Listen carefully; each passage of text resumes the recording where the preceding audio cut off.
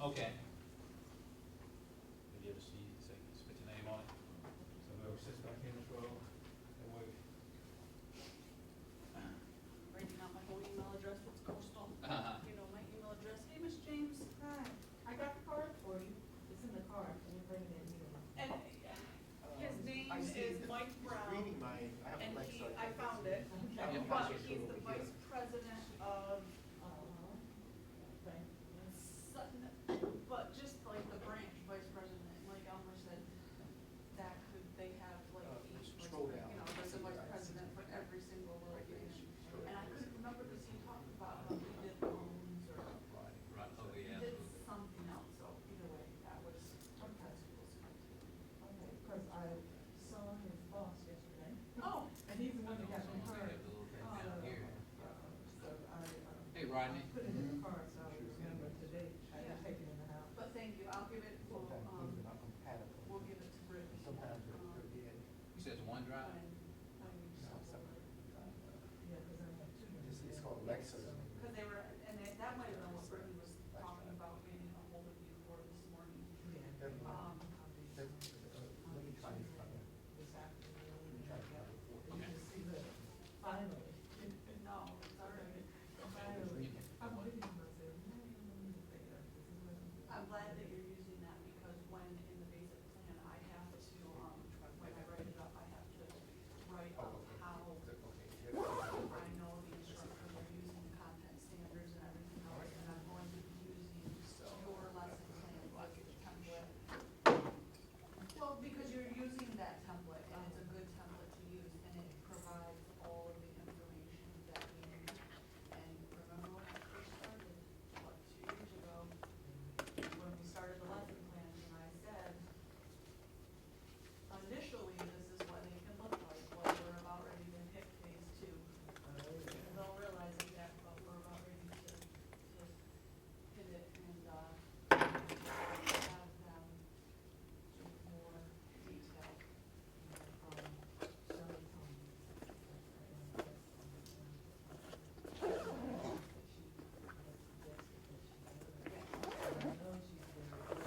Yes. But I'll tell you what I told Michelle, I said, it helps you stay on track. Yes. So you don't veer over here, veer over there. You know, I always have an idea what I'm gonna do when I get to class, and I usually do what I'm gonna do. But I have. The general, yeah, I the general do. game plan. And I tell you, this is nice because sometimes when I get class, take from the classroom, I can go back to this and I can pull it out. And one reason that Hey, how you doing? Good. Hi, Mel, how you doing? I was just, yeah, with the, when the last time the mentoring, we had the last mentoring visit, we had, Yeah, that 5-year thing, these are all the things that passed us for. And I remember going through that, and that was when we did that class. and it's funny, cause I just read the monitoring report, Elmer had given it to me from that, that monitoring visit, Ms. James, Mhm. and that was one of the things that they said is that, our teachers all had lesson plans and were required to have them, not in the context that we do now. Yes, everybody had to do it. Take my jacket over here. Just realize What's wrong? I need some double A batteries. What time we got? I can go upstairs and see if, Yvonne Leonard has some. Fantastic. So I've got, I mean, Oh, really? I thought I had put the pack in my bag and I didn't. how many you need? Ah, okay. Just, four, yeah. Okay, here? Okay. All right.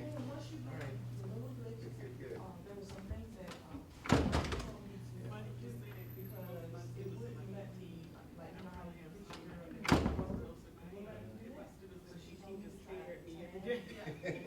It just went this way, it wouldn't let me. I remember my first year teaching, I was in classroom teaching one day, and somebody came and asked me where was the teaching. I'm saying, what teaching? And then it'll log you out. And then, You like, oh. that's the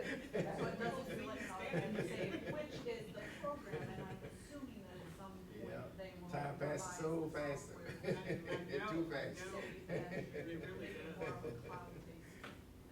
I can remember when I was undergrad 20-some years I'll ago. have to Oh my ask her, I wonder if there, she had to ask me at the counter, but I wonder if there. Time marches on, that's for sure.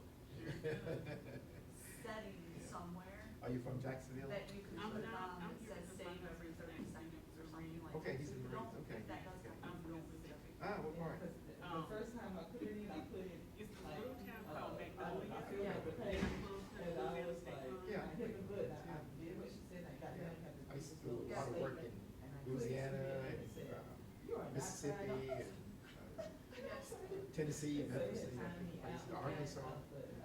But I was okay, Actually, I was Stationed. when I was in but it's Oh, okay. mainly, I think more observant of what the students are doing, how they're coming into class, when they're coming, because I'm not there all day. So I'm really starting to get an idea of who's there, when they're there, not just in my own, but in our whole I think it's gonna class. help a lot, and that's actually, hoping that it will also eventually, hopefully, possibly lead into getting rid of some of our paper stuff. Look, the speaker has yours. I'm really hoping I that. wanted to say, It was, if you want I'm to telling be. you, for those of us who don't enjoy it, Everybody doesn't enjoy tracking sheet and sign it, sign out sheet. yeah, but to be able to, now, one of the things that I noticed was we need to do the end, when you do What's the wrong?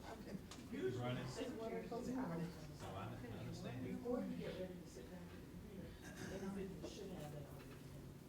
Sit right here so I can. Okay. But most of the time, we don't, the Yeah. secretaries do. Well, and that's because they started back checking everything, and that's when we started finding the errors and signing and Did you signing talk on the to- tracking sheet. That's how we originally. Actually, I talked to, That's why Tanya, that's she being said done, that is because just once after we we signed realized it that and there it was was sent over mistakes being to- made, we started to- tracking it better and and I back think we'll pick checking. it up.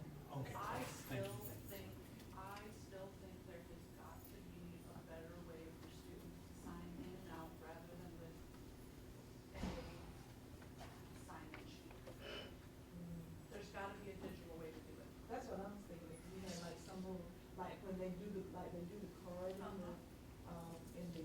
study center, if we had like a little box where they could just pop the card in. Are you a teacher or a student? And each day Teacher. have What do like, you teach? the teachers would have like that little Okay, flag, okay. and not your cards in there. Yep, that's me. And then they pull them out each day. I don't teach anything. Even if it The were. regular basis. Exactly. Okay. I'm not a trained teacher. But, That's not good. that's, yeah, I'm not sure that How long have you been? that's a state Okay. Good. thing, you know, I'm not sure that that's. Does Hey, it? Bev? Hey, Beverly, how you doing? Good to see you. I'm gonna hug you, and I had my drink, I Good, was yeah. sloshing. Good, how are you? Make sure you sign in and get one of those sheets there too. I'm doing great, how are you? Okay, I need to sign in? Yeah, you can sign on any one of them. There's one on each row. Okay, let me pick the one with the pen. I should That might be distribute these pens for a second. Got another question done, Elmer, so Good. I'm gonna take it down to Becky and it's the one. Tear it on- apart, rip it apart. Well, it's the one on professional development and they said she said a detailed description.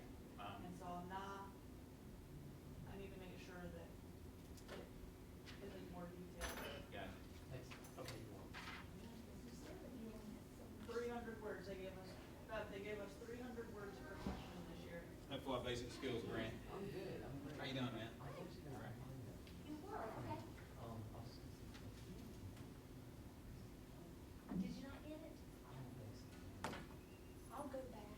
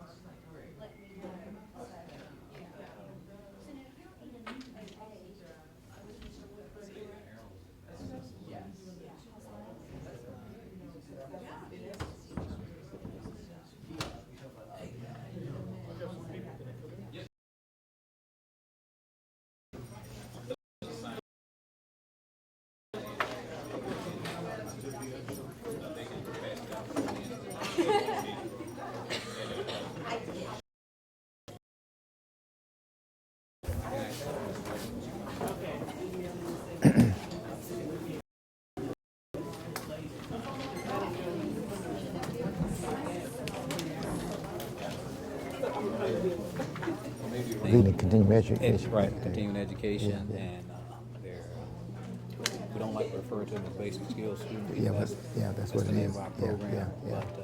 but we kind of call it foundational skills. Yep. We actually want to change the name of our program. We're going to call it the PACE program. Okay. Don't ask me what it stands for. Yeah. That's definitely. Yeah, okay. But we're trying to get rid of that, I guess. Sure, the kind of, negativity. yeah, that's And associated with basic, the kind of yeah. connotation of, Exactly. yeah. Yeah.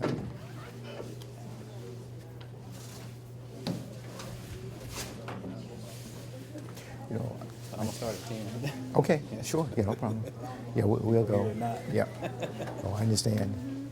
Yeah, I like to be on time, you know, and or a little ahead of schedule. I had some Yeah. running around. I was trying to get a yeah, well, with Cynthia, you know, Cynthia doesn't work at all, and so I'm always doing something. Well, she's been working on the website. Right, You know, right. she does that kind of stuff. And she wanted me to make a couple of stops for her today to do some stuff. And so Got it. I was trying to get out of the house and try to stop it. You know, she said, "Nah, I need you to go do it before." I said, "Okay, all right."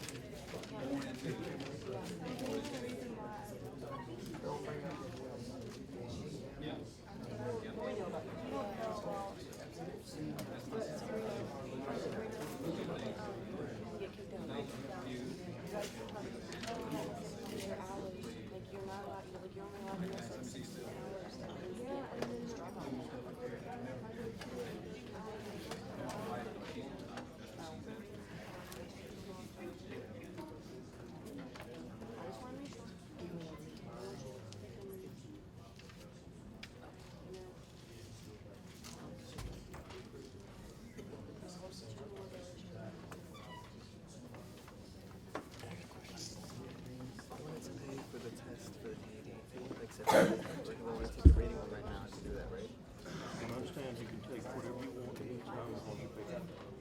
That's what I understand. There's two types of tests. Sometimes it would be a strong enough and whatever.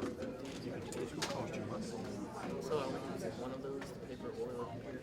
Huh? I only have to take the paper or You have to choose which one. well, I want to do the computer, but like I can take one at a time. You can take one or the other.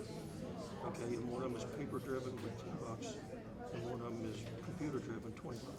The computer one is only 4 tests. The paper one is 5 tests. So it depends on which one you want to take. So I mean, you can, and you're taking one, so just look at that modular one. If you don't know what that, come and get me and I'll show you. Let me get back over to you.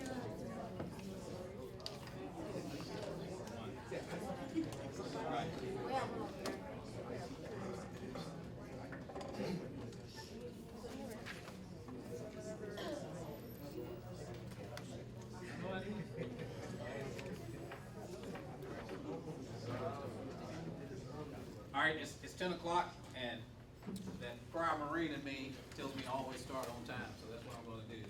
I want to welcome everyone. Before I get into the welcome and an introduction of Dr. Brower, yesterday I was sitting at my desk and I was doing some work pertaining to this presentation by Dr. Brower, and if you notice on your schedule, there's a summary on the back about Black History Month, or the theme for Black History. It's written by Carter G. Woodson. Carter G. Woodson, he was the individual responsible for Black History Month. When he initially did it, it was called Black History Week.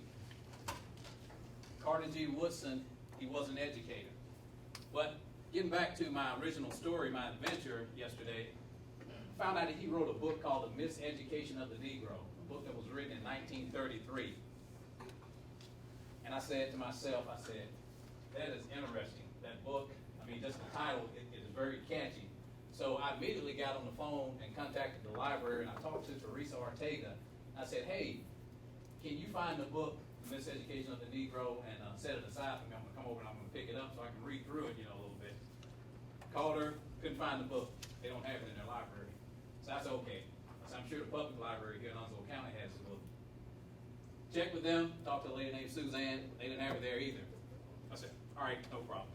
I just called good old Barnes & Noble. I know they got it inside their store. Called Barnes & Noble. Oh no, we don't have that book either, but we can order it for you. Heck, I can order the book myself. Called Second Chance. I'm sorry, Charles Street. Charles Street. Second and Charles. Yeah. Second and Charles, I believe it is. Called that bookstore, they didn't have the book either.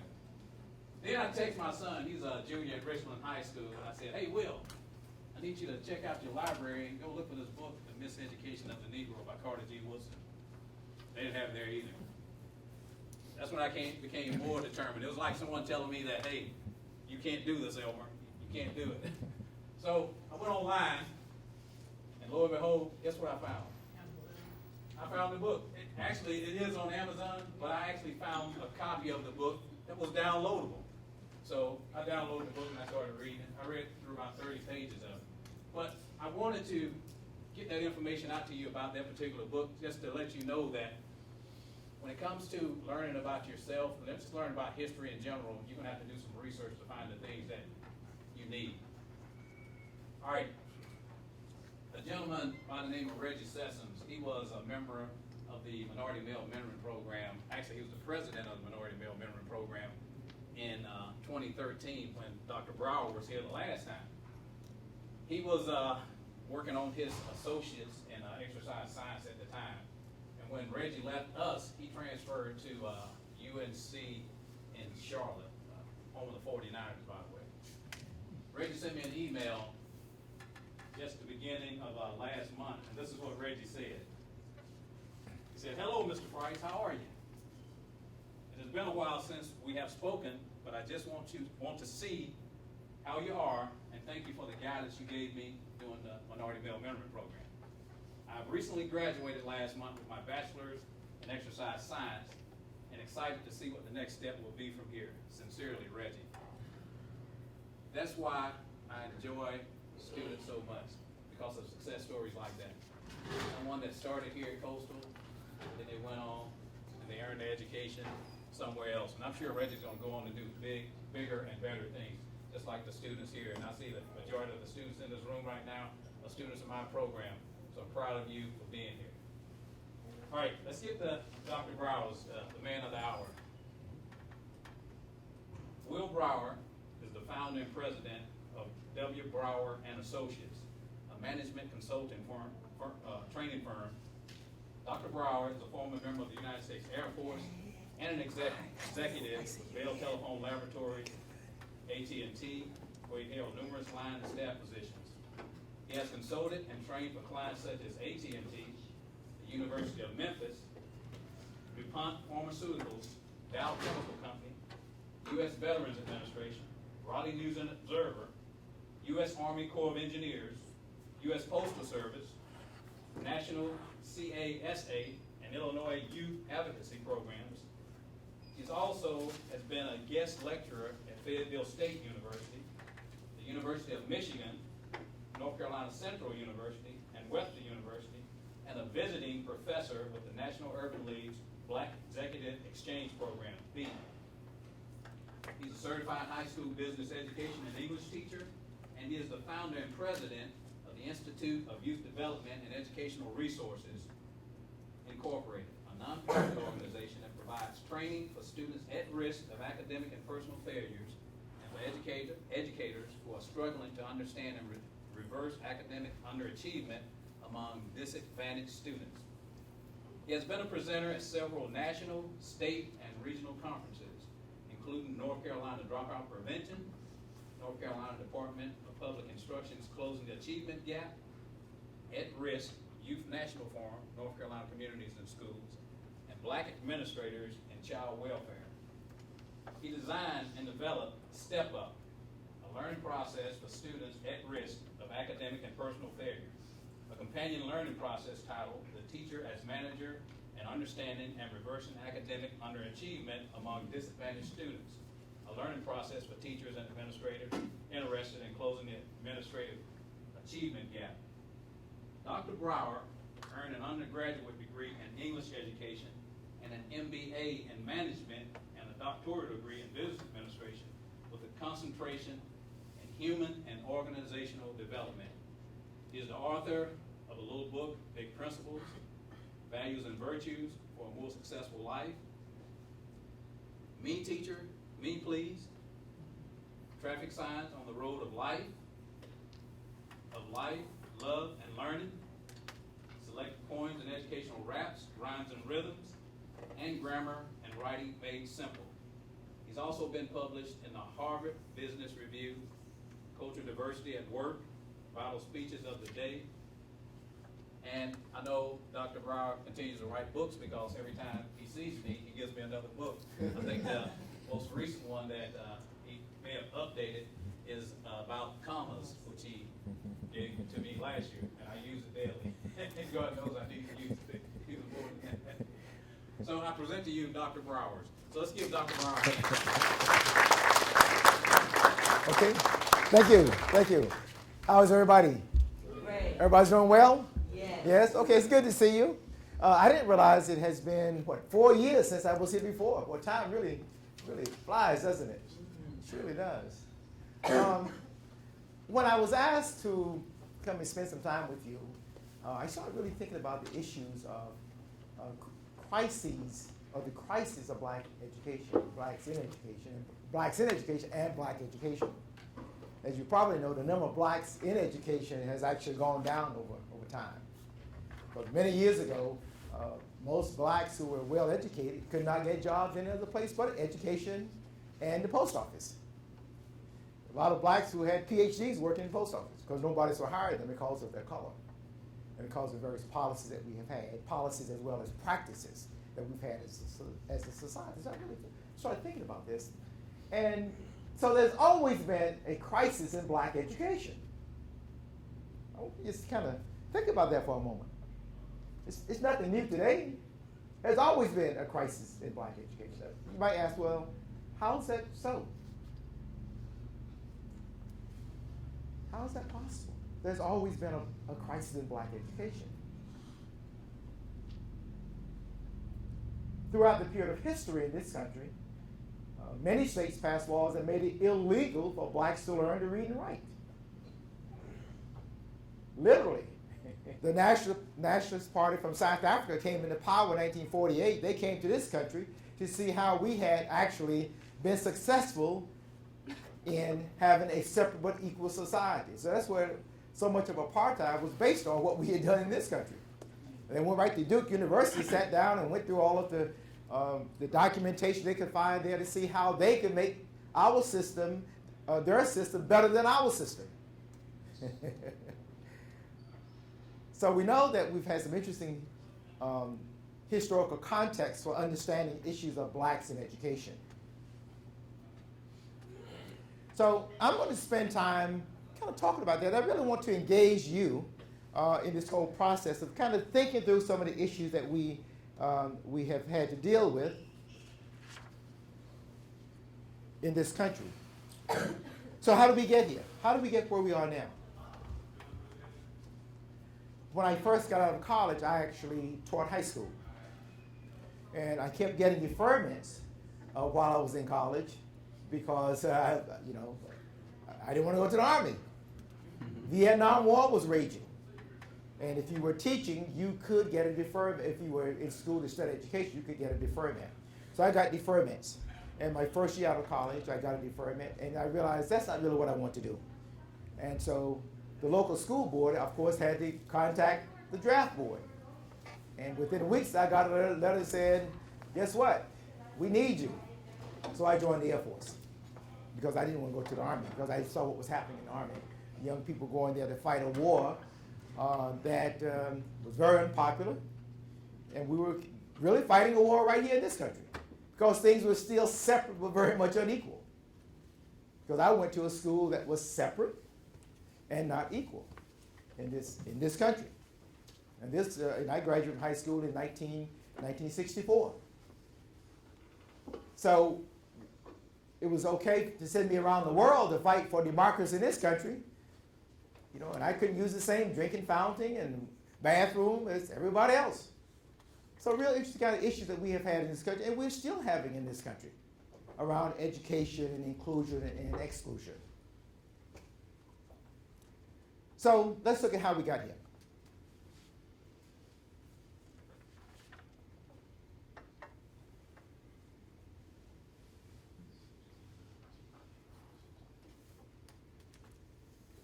So for a long period of time, there was essentially none. Public schools came on the scene. That didn't last a very long time, the Reconstruction period. Some hospitals were built, some libraries were built, and you know, we got some semblance of public education, but that was primarily for adults who had been enslaved. They were trying to teach them skills to become employable in the workforce. And I wish I had time to talk about the issues also, the parallel between the rise of prisons in this country and education or lack of education, and what happened after folks were not employed. And many states passed laws. You know, if you couldn't show you were employed by a certain day in January each year, you automatically went to prison. Think about that for a moment. If you could not show that you had gainful employment by a certain date, you automatically went to prison. Yeah, it's just fascinating. Want to read a book? Read a book titled Prisons, the whole history of prisons, not only in this country but around the world. You find it to be a fascinating book to understand something about prisons. So we know there's been a whole history of making sure that people of color, particularly blacks, were uneducated. Even when schools were built, the disparities were really amazing in terms of what was paid for one group as opposed to another group. I'm going to show you examples right here in North Carolina where the school system would spend 43 cents per child for every black child.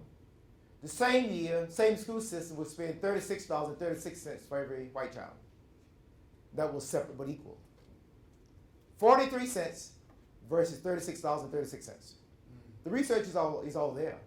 You can probably find it right here in Oswego County also.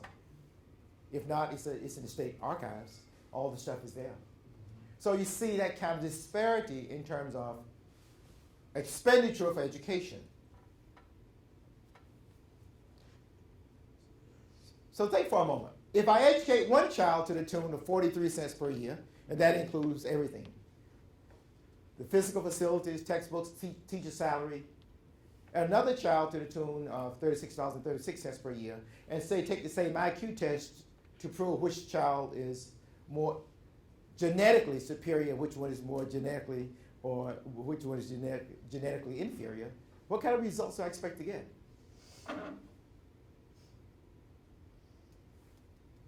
It's kind of a rhetorical question once you think about it. Because we do so much in this country based on what? Intelligence, or beliefs about intelligence. See, that whole affirmative action debate is really about that. Who's entitled, who's not entitled.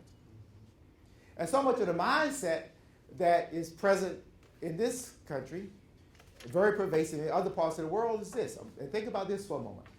There's a belief that those who are more intelligent are more entitled.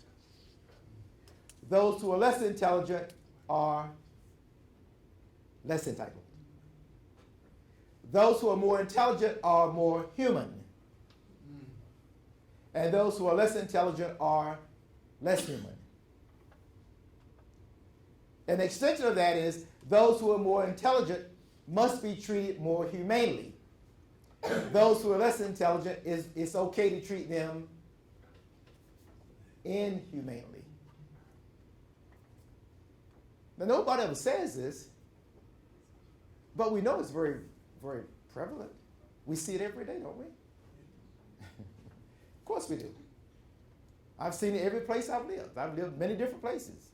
Boston, New Jersey, Texas, Mississippi, Virginia, Georgia. But I grew up in North Carolina. I've seen it everywhere I've lived, and I see it all the time. And it's not too difficult to detect really what's going on because of these kinds of beliefs. When I was in the Boston area, I remember there was an interesting debate about students at MIT. A young man made a comment about the regular students and the affirmative action students. So I said, well, what does that mean? The mindset is if you're at MIT, you can't be there because of your intelligence. Students are the affirmative action students. And so the real challenge we have is dispelling those beliefs. Dispelling those beliefs. And we might not ever dispel them in my lifetime. Because they're there. They're very much a part of our culture.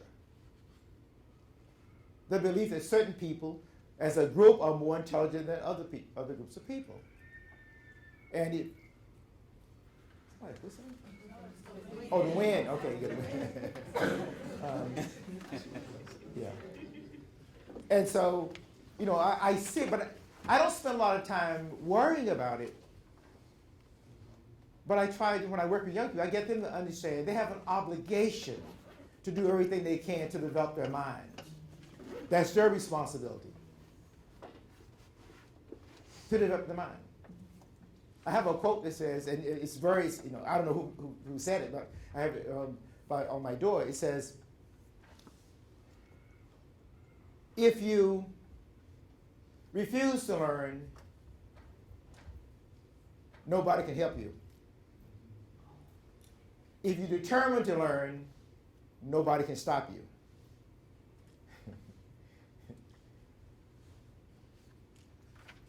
And so getting students to understand that, you can have the greatest teachers in the world. If you refuse to learn, they can't help you. But if you're determined to learn, it doesn't matter where you come from, they can't stop you. So it becomes an issue of values.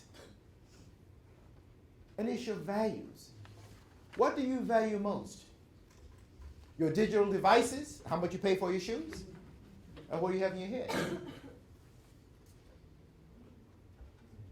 So many of our students don't understand where they come from. And they really believe if I can pay more for my shoes than you can pay, I'm a better person than you. And we'll argue about how much they pay for their shoes. And don't have crap in their heads. I wrote the book, started writing in 2004. I was talking with a young man, and when I kind of got back into education, because I was out for many years, I was working, and I only worked with those students who have the most difficulty. I was working at Lumberton High School. And these are all students who are ninth graders, but they were probably at the sixth grade level in terms of their ability with the language, etc. And there was a young man, and all my classes, nobody wanted to teach this. I say, let me have all of them. I teach all those classes. That's what I tend to do, work with those students. But he would never do any work. So I asked him one day, I said, why aren't you doing the work? Really? But that's what he said. I don't have to do your work. No, it's not my work, it's your work. If you expect to pass this class, you're going to do the work or you're not going to pass the class. He played 3 sports. He was a wrestler, he was a football player, he was a baseball player. And so we started talking. I said, let me show you something. You might be a great athlete, but I can show you how I can change 1 comma and steal every dollar you have. And you don't realize this is what I've done. And I showed him. And I started working on the book. I said, well, he needs to understand this. So I started working on the book, and I put it down, and I was going through some things last year, and I said, wait a minute, I didn't finish this book. And I got it out. Give it to somebody. I don't know. Who wants it? Anybody want it? Okay. Oh, I'm sorry. So I sat down and wrote a book. It's all about punctuations.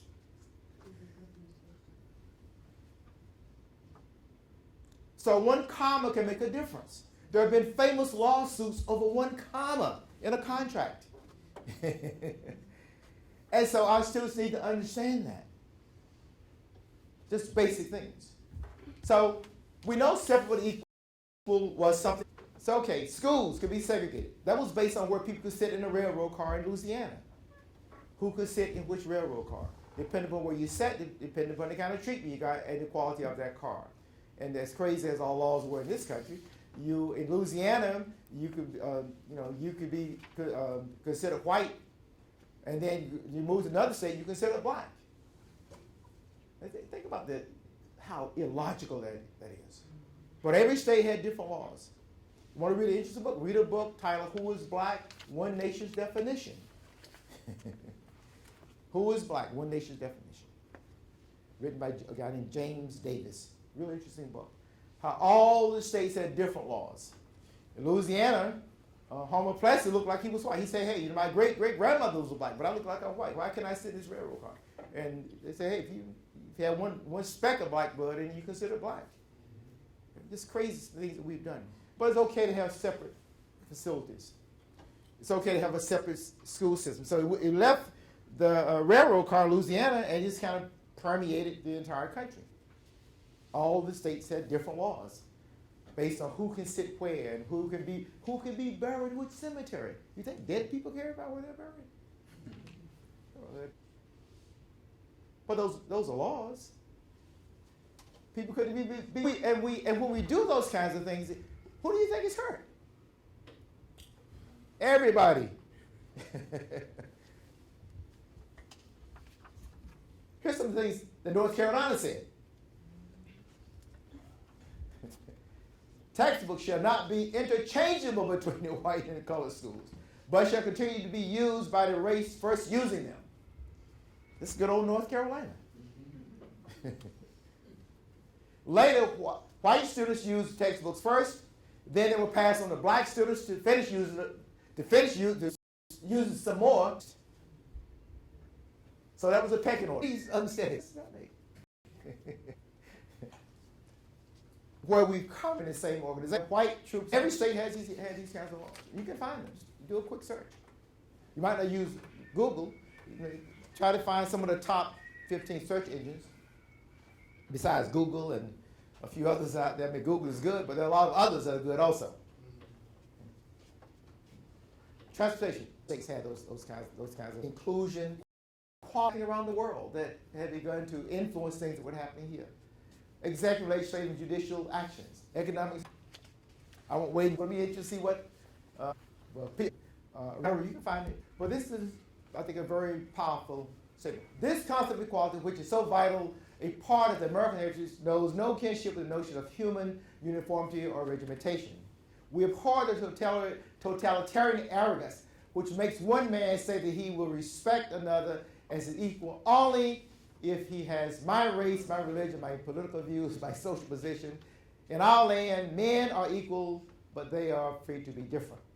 From these very differences among our people has come the great human and national strength to America. That was said in 1948. You think that might apply today? In terms of somebody reading that, trying to understand that.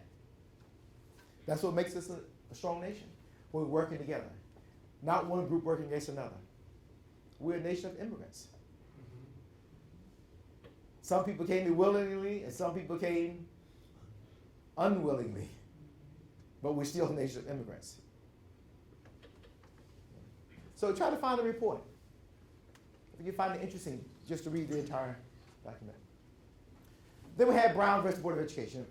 Most of us know there were two Brown decisions. Two Brown decisions. One was in 1954 and one was in 1955. One is called Brown 1 and one is called Brown 2. Declared, the Supreme Court said the field of education, public education, the doctrine of separate equal has no place.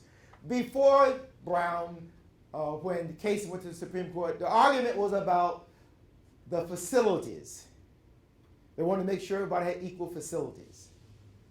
And then they changed it. Wait a minute, no. Let's change that strategy.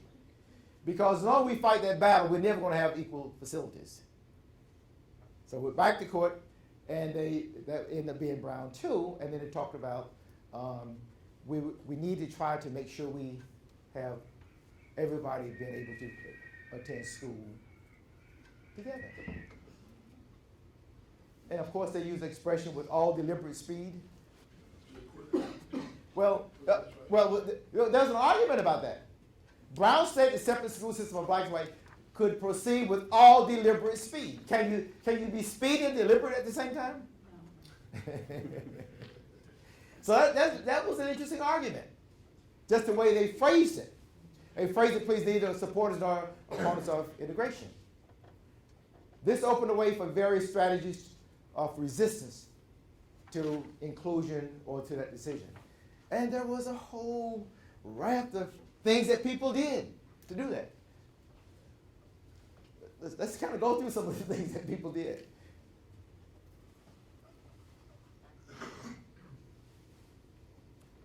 There's a group of laws passed in 1956 intended to prevent integration of schools. And the linchpin of mass resistance was a law that cut off state funds and closed any public schools that attempted to integrate. Think about that for a moment. Just cut off state funds. Rather than just cut them off. And that's what some did. Many private academies and schools flourished. Public schools closed rather than integrate. Money for public schools were diverted to private academies and schools. I used to do a lot of work for the state of Arkansas and also for Shelby County, Memphis, Tennessee area.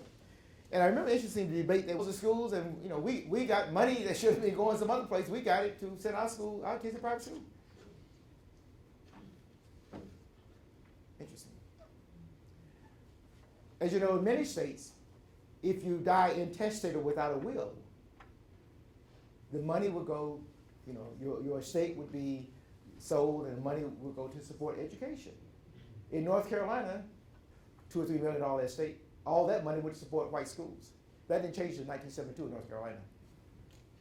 Think about that for a moment.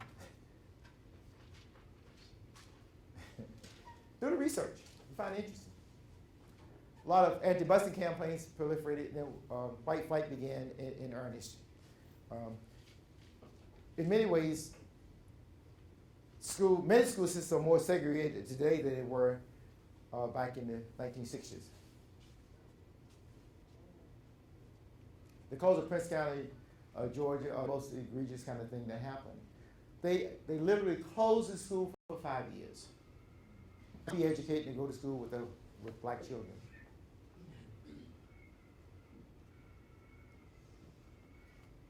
Think about that. I'd rather my child not be educated than to sit in the same school or same class with a black child. The many black parents didn't want their children to go to school with white children either. Just crazy stuff. The prototype for all white private schools to protest school integration. Many schools came up with what they call the placement boards. People sit down and kind of decide who will go where. Very often, it became a freedom of choice thing, but the whole idea was making sure that schools were not integrated. Just do whatever we could. Massive resistance of any type. Some states repeal compulsory attendance laws.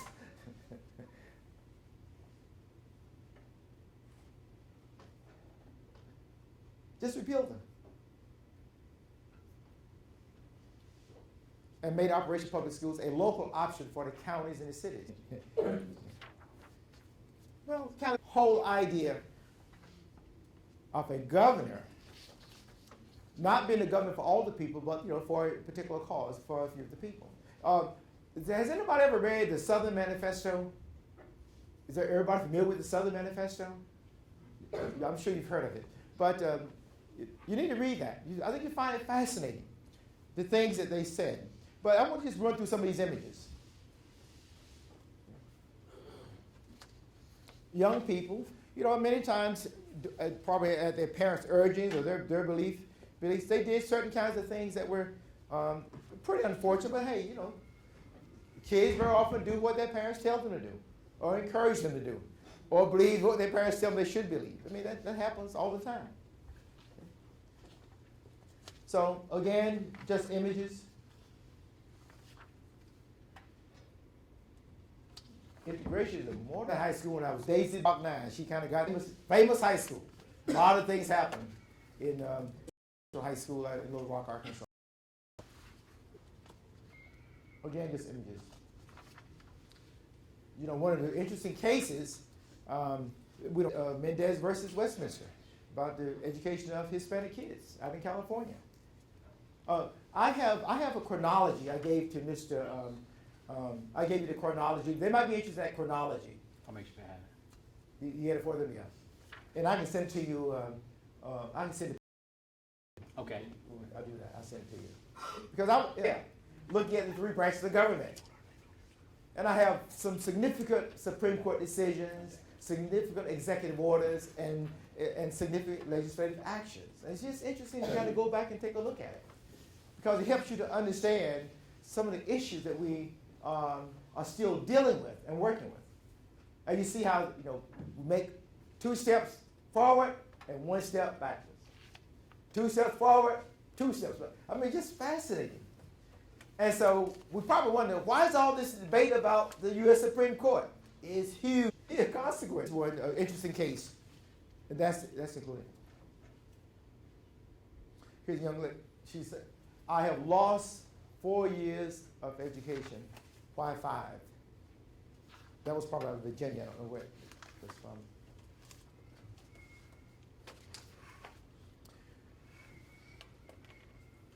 So this is a picture from that time. 2 young girls, just as happy as they can be, getting along well. And see, that's the America I think everybody is hoping for. Most people, for years, wow. Some of the things that people are saying, you go, wow. People that you thought you knew.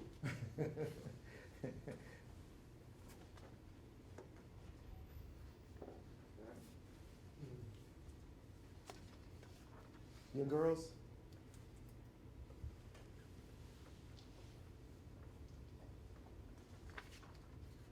So this is what America represents to me, where you can sit down, you can disagree, you can discuss issues, you can look at things and not be afraid to express your point of view. It doesn't matter, it varies, it differs from mine significantly, but at least let's sit down and talk about it. Have a meeting of the minds about it. Understand why you feel the way you feel.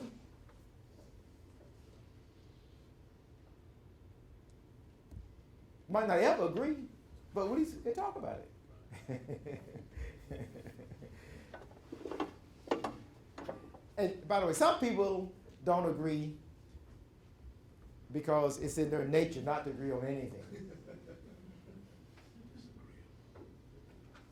It's in their nature. Some other people won't agree because they might feel, if I agree with you, I might have to change my opinion of myself. But that's a little more difficult to do. If you walk around believing that you are superior to somebody else, and all of a sudden you realize, well, maybe I'm not. That's hard for some people to accept. It goes back to this belief.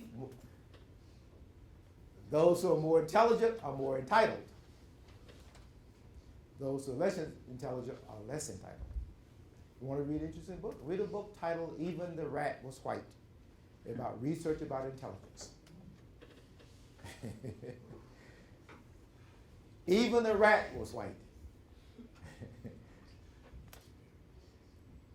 I started working on a book several years ago titled This Thing Called Intelligence. I'm going to finish it one of these days. Do a lot of research on this thing. I put thing in quotes. This thing called intelligence.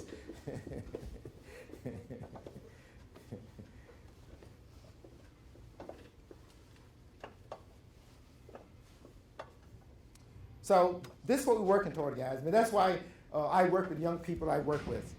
I want them to understand that you can go anywhere you want to in life. It's up to you. There will be obstacles. There will be people who will say you don't deserve it because of what you look like. But you can't buy into that notion. You can go wherever you want to. And you don't need anybody's permission to be successful. Permission for yours.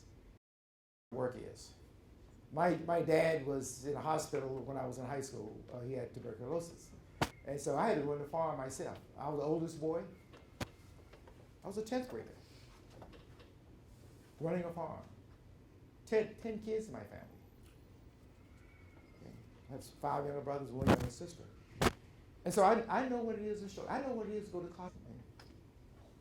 Some of these guys up in their 90s now. I know where they come from. And see, if you understand where you come from, you have a great appreciation as to what you ought to be doing. What you ought to be doing. And you don't do it for me, you do it for you. Mm-hmm. You don't come to school for me, you come to school for you.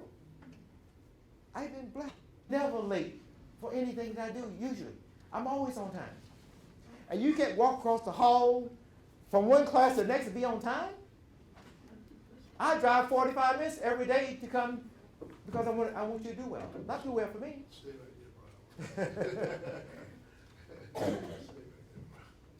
I'm in my room at 6:15 at the latest. I'm be there at 7:30. I'm prepared for you because I want you to do well. And you want to come in and act a fool in my class? No, son, not in my class. You're in the wrong class. If you want to be silly, you need to go some other place.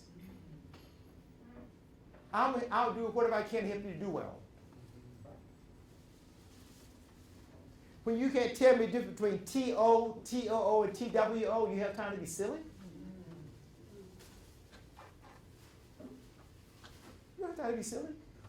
Trying to be cool. You don't have time to be cool. And so sometimes it takes people who are not afraid to say things to get results you need. And my position is, I don't care where you came from, I don't care who your mom and dad is, I'm exercising this whole concept of in loco parentis. Loco parentis, when you're in my classroom, I'm your parent. You might not have a parent at home in my classroom. That's the concept that's at play here. And they learn you don't miss Dr. Brower. When I first went to Goldsboro High School, and I was still trying to get back in. I'd been traveling a great deal, working in different places. And my wife said, why just decide, just kind of shut your business down and go back to teaching because you're good with kids and on and on. I said, well, let me think about it. And she said, I'm going to find a job for you. And she found a job for me in Goldsboro High School. Another 45-minute drive all the way from where I live to Goldsboro. And so I go in on the 6th of April. Now, in the class that I was teaching, I had, I forget how many students I had. I had several sections. But these were 9th, 10th, 11th grade kids, none of whom had passed the writing test. That's when North Carolina was doing the writing test. And I come in April, on April 6th, prepare these kids to take the writing test in March. Hadn't had a certified English teacher all year. Second from the bottom in terms of high schools. Plymouth was the worst. Goldsboro was the second from the bottom. And so here I am trying to prepare these kids. I come in and they put me in the chemical lab, and I have to go in and clean the chemical lab with myself. Anybody been to Goldsboro High School, right downtown Goldsboro, you know where it is? Inner city school, tough school. Oh yeah. It used to be a 4A school. But anyway, so I come in, and so I decided to kind of put I have the kiln benches in the room, so I decided to just kind of do myself a U and have the kids so I can walk and kind of critique their work. So I wanted them to really sit down and just write for me every day they came in so I could look at their work, so I knew what I needed to work on. Had one young man who would sit in the corner, and he would kind of sit over in the corner of the U, and he would talk. I said, well, son, we're not talking, we're actually writing. He stopped and started talking again. Then went back and forth, back and forth. So I said, I tell you what, why don't you come and sit up here next to me? I said, well, because I asked you to. He said, I'm going to come up there, I'm not going to do anything. I said, well, come up and let's see. He comes up, he puts his head down. I said, let's go outside. I think we need to make sure we understand each other. He walks across to you, and he says, I don't know what this nigga thinks he is. He's not my daddy. I'll beat him down. Of course, the whole room, ah. So he walked out behind me, and I closed the door. I said, son, you don't know anything about me. I haven't been here but a week. And you totally disrespected me. I didn't disrespect you. I just asked you to come up here and said, I'm trying to help you. Thank you. I'm trying to help you. I said, for you to say, he's not my daddy, I'll beat him down, that's considered a threat. I can call the resource officer, and they will come and escort you out of the building. I said, well, let's make sure you understand where I'm coming from. I said, son, I'm a 3rd-degree black belt.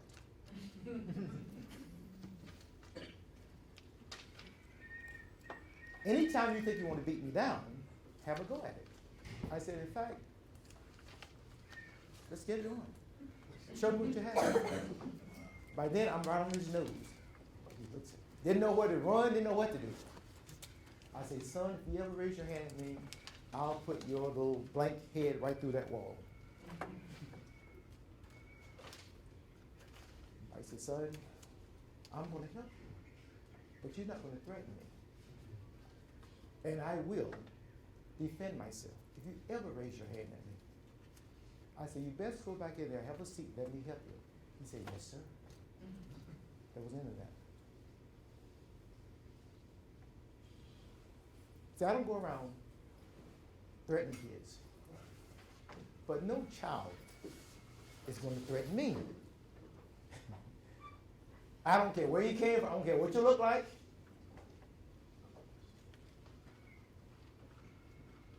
I'm going to help you in a way that I can.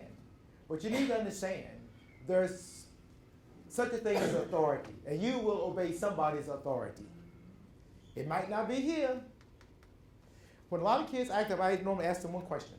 Why does North Carolina build more prison cells than it does classrooms? So I want you to think about that. Why does it build more prison cells than it does classrooms? I've done the research. I talk about it. In the book, Me Teacher Me Please. One more. Oh, I'm sorry. One more.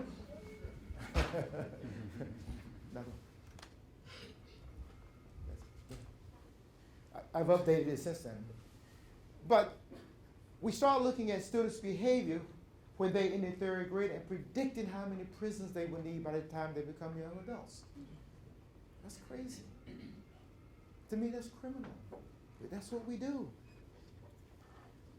So I want them to understand when you have certain patterns of behavior, and there are people, by the way, I teach a class in careers. I say you can have careers just doing data, or data if you prefer. That's all you do, look at data. And you make predictions. Yes? You said they started judging by 3rd grade. 3rd grade? 3rd grade.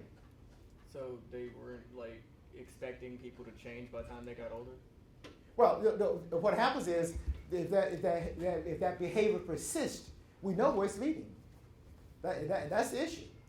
And some of them don't understand how your thoughts and your actions, the kind of way you think, behaviors, you can almost predict. If you keep doing that, because we do things, and we do things. And she spent $21 million to keep her boyfriend out of prison, and he still went to prison. Think about that for a moment.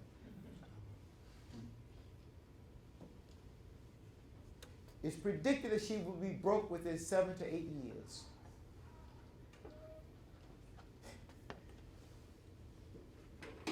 That she came home with $188 million after tax and everything. So the whole legal system, it was illegal, wasn't it? I think, right. So she spent $21 million to keep him out of prison, and he still went to prison. Huh? Yep. Yeah.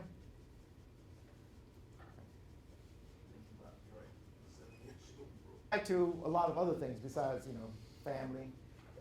It goes back to values. I mean, this goes back, and I need to move ahead. I'm probably running out of time.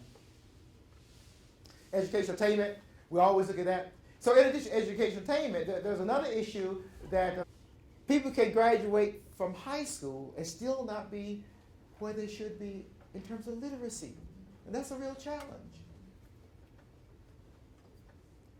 Reading is so important. It's extremely important. When young people come to me and say, I'm going to college, but I don't like to read and write, I say, well, are you going to college? College is reading and writing. I want to be a surgeon. I said, really? He said, yeah. That was just this week, Monday. I said, are you prepared to go to college and spend it all? He said, oh, no, I'm not. No. He walked away. Well, you don't want to be a doctor. That's what it's going to take. As far as I am. But very few of you have the ALS program. I left Duke, my brain was like mush, believe me. You had 8 hours of class and 4 or 5 homework every night. Look at ALS programming. Because, see, they love games into issues around career. ALS programming is coding, drag and drop programming. Fast ALS. I mean, kids get into it. So I said, I want them to learn it. So, and I tell my students all the time, the more I learn, the more I realize how much I don't know. I'm always reading. I'm always trying to learn things. It's important that we teach them math. In South Africa under apartheid, there was a law that says blacks, even private schools, could not be taught math and science. Think about that for a moment. You could not teach blacks math and science. Because pretty much like in this country, if you teach them math and science, they are going to aspire to things that they are not entitled to. So just make sure they don't know math and science. I'll send you the law. I have it somewhere. Might be interested in reading it. That's enough who deal with it. Let me say it again. Understand why this. See, it's easy to criminalize certain behaviors and demonize certain kids. Let me say it again. It's easy to criminalize and demonize kids. Kids are kids. Mm-hmm. They're going to say silly things. They're going to do silly things. Doesn't mean it's criminal. They're kids. Shakespeare we're talking about. Who teaches language arts here? Anybody? I mean, go back and look at some of Shakespeare's plays. So we know that kids will do they'll do silly things. They'll say silly things. They'll test the limits. Doesn't mean they're criminals. You say, well, son, what's wrong with you? But you have to have a relationship.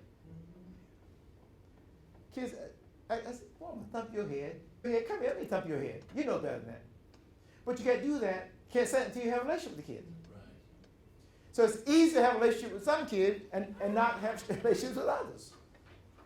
And I talk about in the book, I gave a story, the first story there, a young girl, mean teacher, mean please.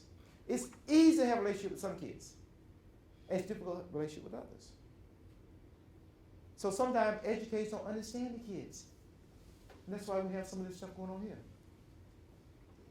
Kids are kids. Teenagers are teenagers. You smile. Remember some of the things you used to do? I'm sorry? Oh, your mom is in here? Mom?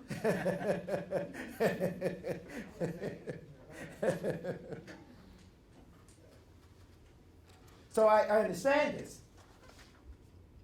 Just don't understand the kids. You have to kind of try to get where they come from. What motivates them? They will not learn from you until they know you at least.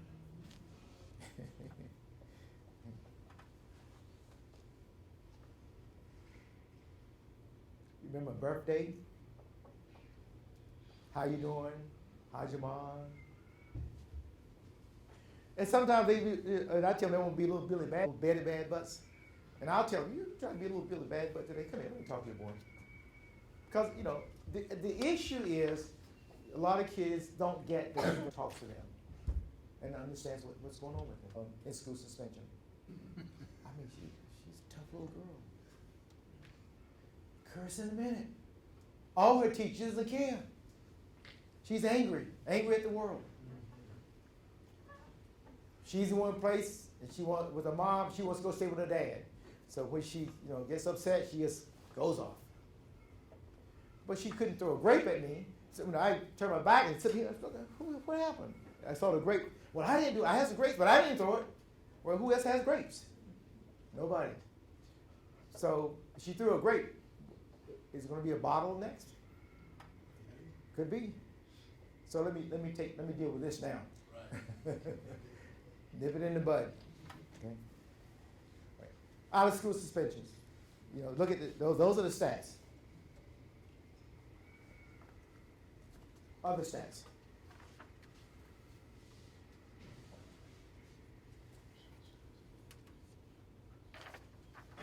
A concern that huge discrepancies. If I have some, I'll send you. I think I find it very fascinating. Okay. Because the literacy rate is very important. Because if you have a rather high literacy rate, guys, there are very few things you can't learn. Know how to read and comprehend and understand it. There are very few things you can't learn. But you have to read. Reading is so critical.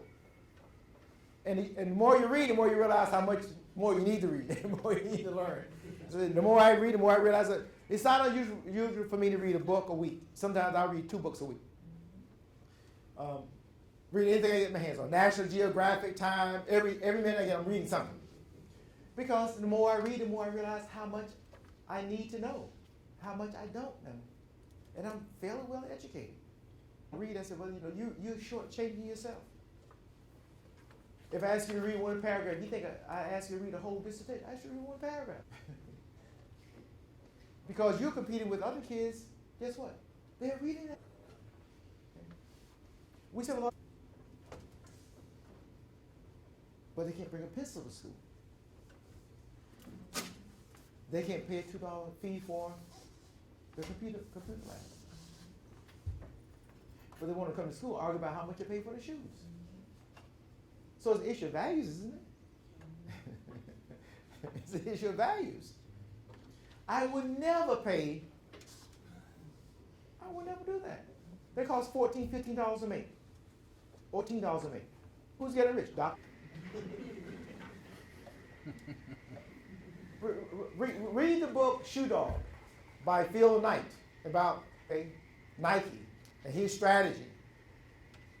Anytime you buy a pair of Air Jordans, guess who's making money on it? Michael Jordan. Michael Jordan lives on the 16th floor. He's getting money. He's a billionaire. Phil Knight's a billionaire. Think they're concerned about these kids? No. But they told them they have to have these shoes. I'll show you the research, guys. The research goes back to a guy named Victor LeBeau, L-E-B-O-W. He did some research back in the 40s that talked about you have to kind of tell people that what I'm selling you is going to make you a better person. Okay. All this kind of craziness. And our kids have bought this stuff hook, line, and sinker.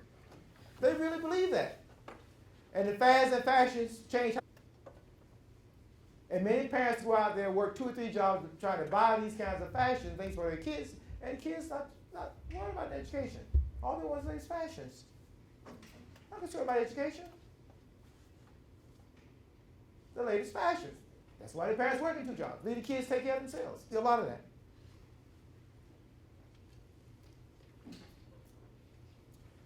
We got about 8 minutes before we start questions. Oh, okay. All right. I'm sorry. That's okay. A lot of achievements. We've had a lot of achievements. In spite, social entertainment, civil rights, social activists, education. Think about it. People of color, women. We made some major achievements, in spite of the obstacles. Things that were put in place to burden us, to disadvantage us. We still made it. Because that's so much of what these laws are about. If I can benefit one group and burden another. If I can advantage one group and disadvantage another. And that happens in almost every society, doesn't it? Yes. Almost every, for whatever reason. It could be religion. It happens around the world. But the issue is, what do we do in spite of that? What do we do? And how do we take advantage of those opportunities and work inside the system to change the system? Because if you don't try to change the system, guys, guess what? It doesn't change. You have to continue to change, work at changing the system. Do what you can to change it. And that's anywhere you go.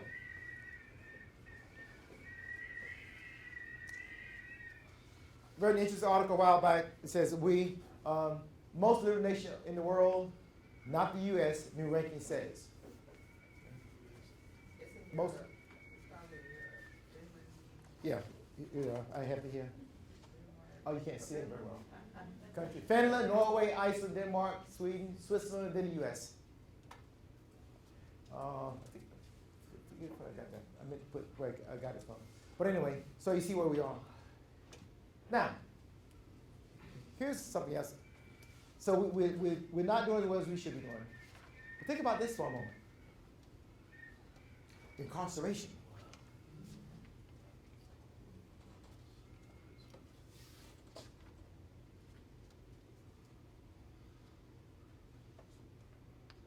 And by the way, I think that number is going to increase given things that I'm looking at. In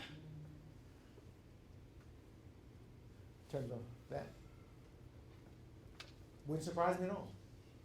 Given the tenor of the times, things that are being said. Some positions that have been taken. Anybody to follow the debate that's going on about the powers of the presidency and immigration, that whole issue? That's a scary issue.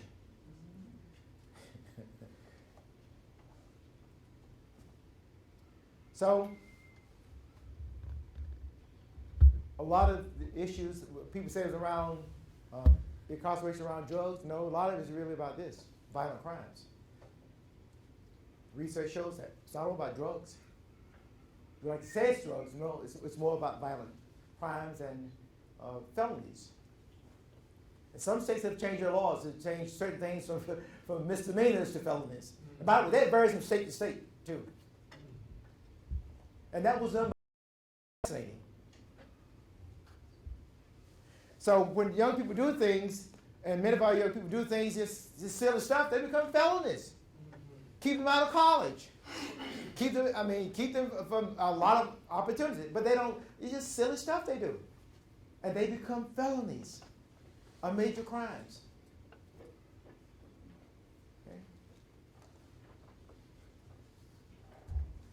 These are several pieces. I'll be wrapping up this minute. Okay.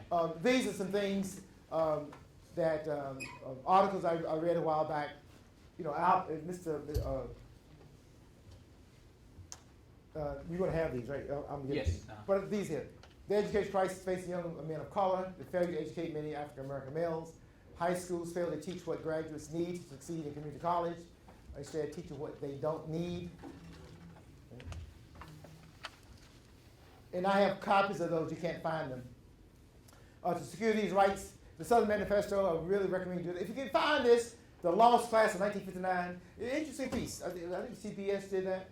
Real interesting piece about people shut the school system down rather than integrate them. Didn't matter. Nobody got educated. There's a lot of progress. So, but I hope all of you guys are going to education because we need educators. I'll do one more year. It'll be my fourth time retiring. But I think I'll do one more year, maybe.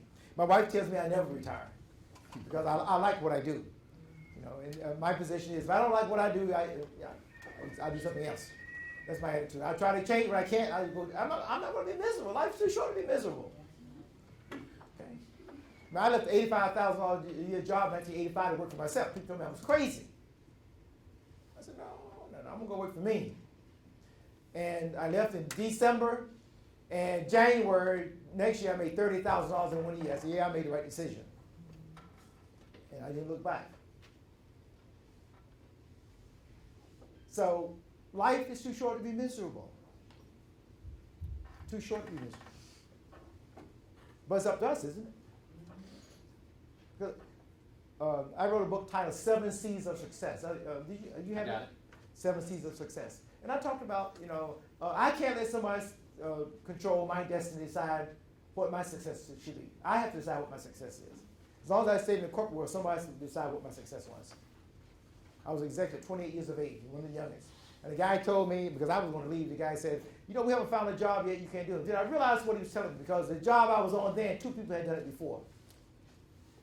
And they asked me to do it. So I just did 2 jobs. And then I thought about it, I said, wait a minute. I'm doing what 2 people used to do. Have they been looking for a job for me I couldn't do? Yeah? So I said, oh, no, I'm out of here. So that went to work for me. And, did very well. Some years, if I made less than $300,000, it was a bad year. So I knew I made the right decision.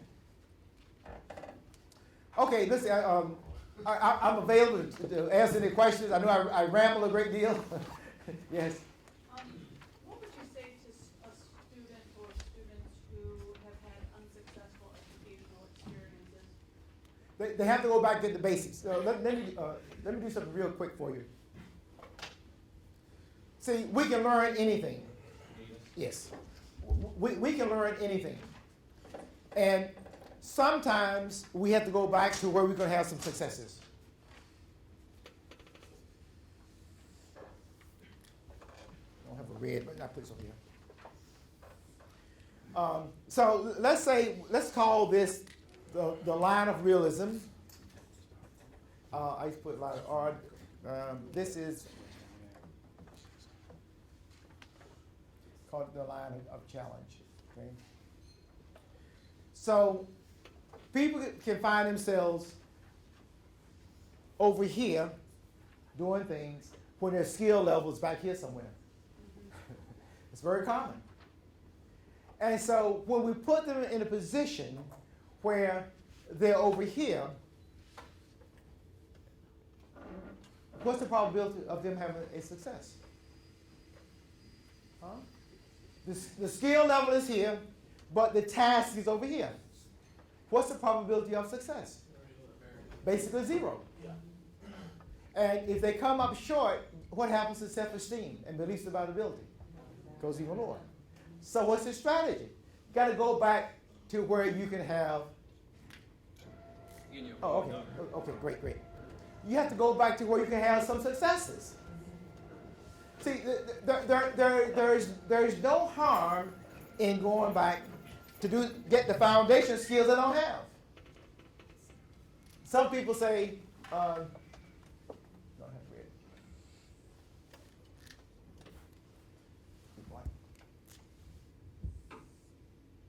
So if I'm going to move from this point over here, I have to incrementally take on challenges that will move me that way. See, because there's a line of challenge and a line of realism. And in here we set goals that are challenging as well as realistic. And P, probabilities of success, what goes down as you move in that direction, we go in this way. So the only logical thing to do is go back to where I can have some successes. But sometimes people don't want to do that. Takes time. I tell my students all the time, I said, I'll do whatever I need to, take whatever classes I need to for long-term success. I mean, I struggled at Duke last summer, believe me. But I got through it. So just convincing people, and then giving them a lot of encouragement while they're back here moving ahead. And that's the long term, because otherwise you're going to always be on shaky ground because you don't have the foundational skills. And there's nothing wrong with that. But sometimes we have these kinds of beliefs. Because I'm a certain age. No, age has nothing to do with it. I'm old, but guess what? I'm still learning. I'm still learning. And a lot of things I don't know, and I will take whatever class I need to take to learn what I need to learn. I'm gonna, yield to the student, but then I wanna ask a Sure. question. Oh, sure, yeah, I can probably leave. You getting ready to leave now? No, I'll do it for you. Okay, so we need to do that. Now, I want to show you another interesting concept. See, very often we believe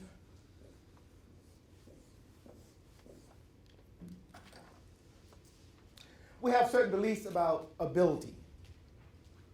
Beliefs about ability. And one of the things that we know is that people will not put in effort sometime around things they don't think they can do. We can say, oh, if I put effort in something, I'll have some success, or I'll rely on luck, that'll get me there. It's about putting in effort. So a lot of folks don't want to put in the effort. Effort is extremely important. If I believe I can't do something, I'm not likely to give it a lot of effort.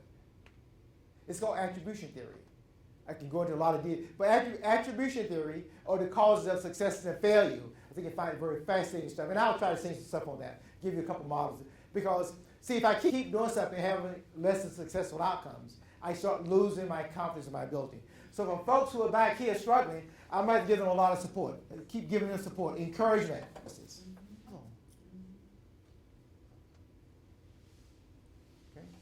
There's a good book about what but the book is called Stepping Out on Nothing. It's about this guy named Byron Pitts that is a newscaster, and he started out, they thought he was just plain illiterate. I mean, he didn't learn to read till he was age 12. But you look at news now, guess who you see? Byron Pitts. But you need to read that book. Yeah. Dr. Brown, Yeah. touch on a minute on learning helplessness, because he did a great workshop on learning helplessness and how that ties into Oh, sure.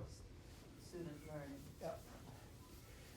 Well, let me just do a quick piece about, we have the psychology teachers here? No, am I teaching psychology? Well, it goes back to, a little piece of research, religious research. And they kind of stumbled upon the whole concept of learning helplessness. What happened was a guy named Martin Seligman, Seligman. You want to read a fascinating book? The book is titled Learn Helplessness, Theory and Application. Theory and Application. Learn Helplessness. Martin Seligman and Judy Garber, Garber. Learn Helplessness, Theory and Applications. But they would try to understand this whole idea of conditioned response to dogs. They put a dog in what's called a shuttle box, and then the shuttle box will have an electrified grid for it. There would be a light inside the box. They put the dog in. Okay, it was a power source. It's plugged in here. And there's a door that goes into a box one side that did not have an electrified floor. It's a regular floor. And so they put a dog in, and a few minutes later they turn the electricity on. And the dog is standing there. It gets zapped. What's the dog going to do? Yep, bark, try to get out. If the dog is lucky enough to hit a lever, the door will fly open and the dog will go to the other side. And so the dog basically can learn, if that light comes on, I better go over there and do something because I can escape the shark.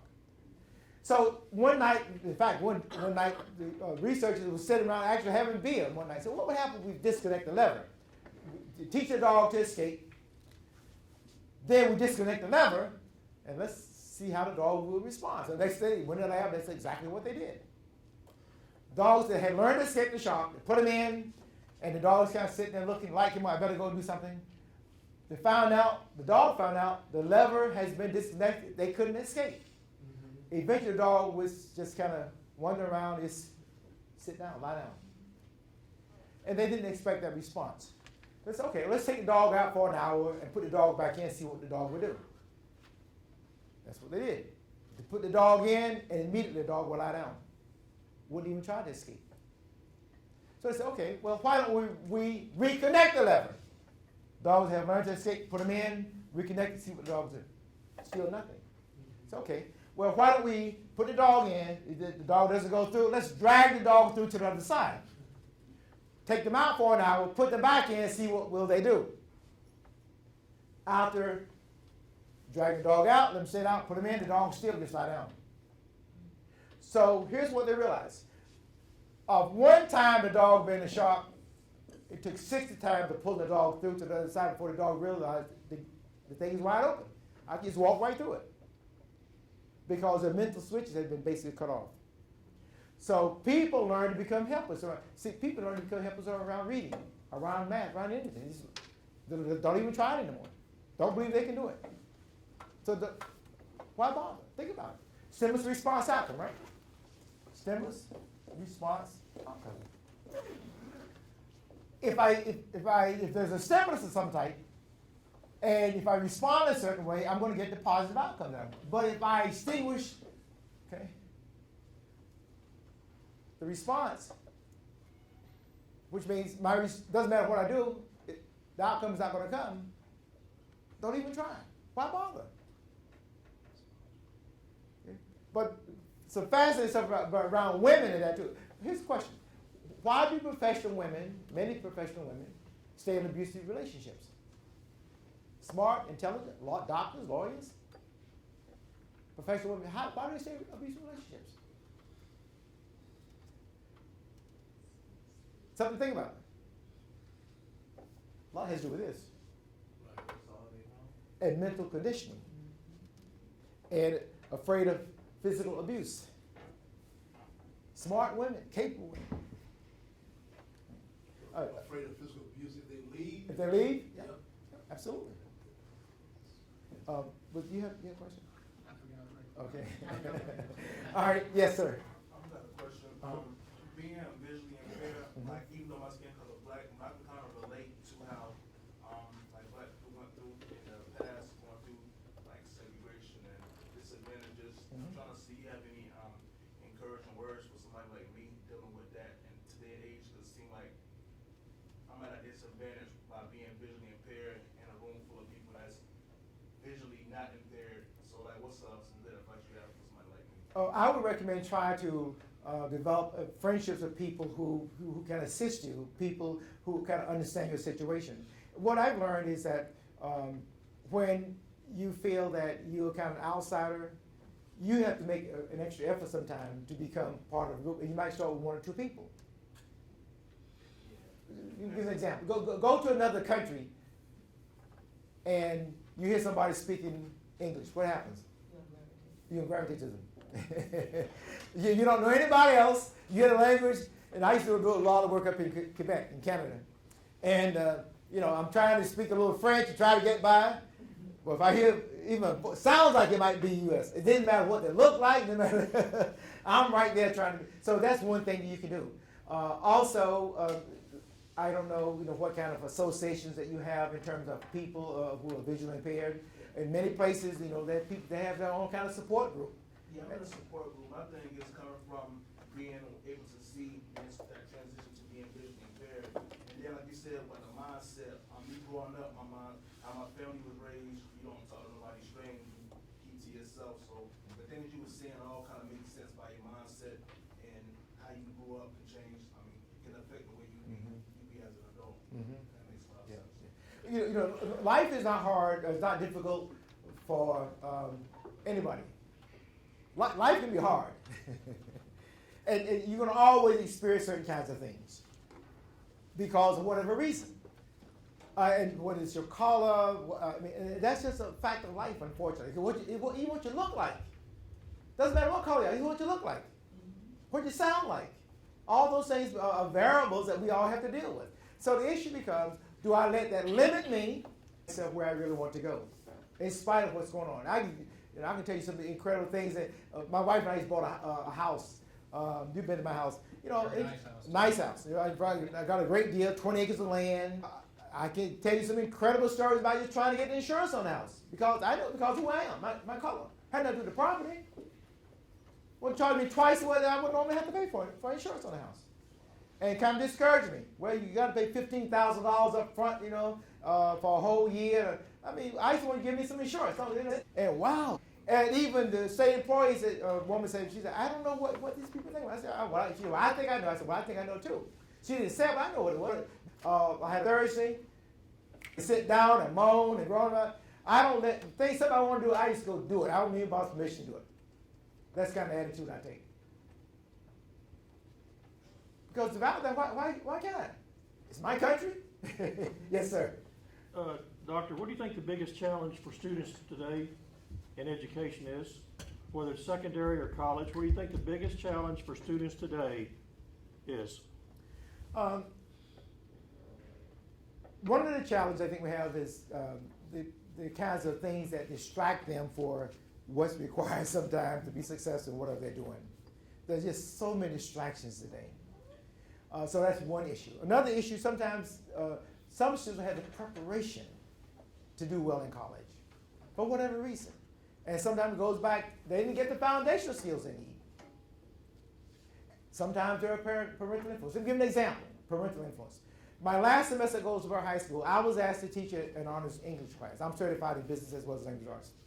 And very last semester, before I retired, I didn't want to do it, so I said, okay, I'll do it because the classes were subscribed in the other two sections. And so I did a very quick test to see kind of where kids were. So I said, these kids are not honors students? How do they get in this class? So I go to the guidance department, and the guidance department said, well, you need to go talk to the principal. These are not honors kids. He said, well, you know, the parents want these kids to have higher GPAs and on and on. And I said, wow, I have a whole class of like 20-some students, and not one. By the way, I went out there in my honors English class. I have the data. Then I call the students that you get regular remedial class. They don't change the state test for that, but you have to change your instruction for that. You know? Focus on trying to move more than one. Okay? I mean, that's just a reality. You're not going to move them through. The boss is going to do. You know, she's there. I think we're trying to figure out. We do what we can to work with her. Hopefully, they won't go in and decimate the entire State Department of Education. I mean, that's a concern that I have. See, let me tell you something. There's been a move afoot for like 50 years to basically change the whole structure of education. At least 50 years, in terms of where the funding goes. You know, and with the advent of all these private academies and charter schools and all that stuff, you know, a lot of kids are going to get left behind, I'm afraid, unfortunately. Okay? That's my fear. So, you know, I think we have to do what we can. But you know, things will be dictated. But think about what happened, turn this back on, what happened to the folks of, think about what happened to these folks. In spite of that, they still had some significant achievements. Didn't matter. They still achieved things. Think about the lady out of Chicago. Can't think of her name now. The lady from Chicago, I just can't think of her name now. She has this private school. She takes these kids in the city, and these kids just do great things. Marva Collins. Yeah. I saw her when I was at Goldsboro. She came in. But in spite of where these kids come from, she produces superstars. In spite of that, you know, we still can produce those kinds of people. Doesn't matter what happened to the federal level. We did it when everything was kind of working against it. We still did it. We still excelled. We did great things. So I mean, that's one thing. But I can't let that be something that I'm preoccupied with. I'll come to work every day and work as hard as anybody. Doesn't matter what they do, even at the state level.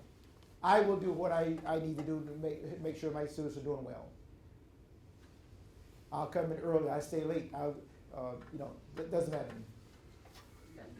The homeschool. I can even assure you, I know people who homeschool. Kids don't do anything. It all depends.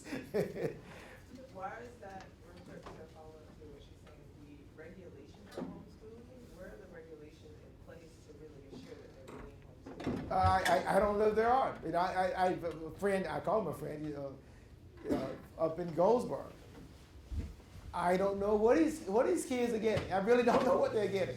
I don't think they're getting, my wife and I talk about it, I don't think they're getting anything. I'm not sure what the regulations are.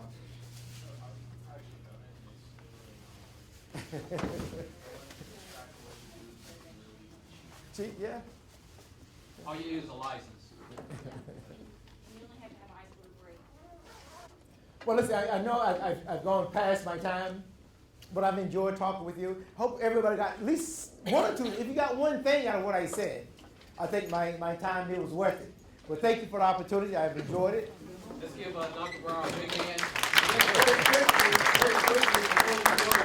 was thinking about the last question that this young lady asked about homeschooling. Yours was about homeschooling, and yours was about being director of education, right? Correct?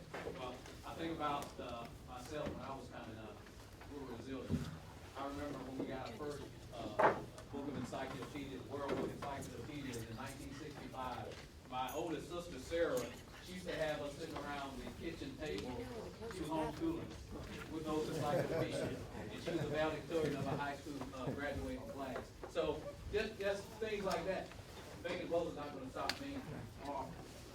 She's not going to stop me from doing what I need to do for my kids and my grandkids. Yep. Like you said earlier with the homeschool thing, it's all about if they want to do it. Because I was homeschooled from my grandmother my whole middle school year, and I was learning high school grade math and language learning and stuff. So it just depends on the person. Yeah. The educators, You got it. whoever, the Yep. kids, and what fantastic is it. Oh, yeah. Exactly. Exactly. Oh, yeah. All right. Want to get your book signed by Dr. Brown? Hey. Okay. Okay, good.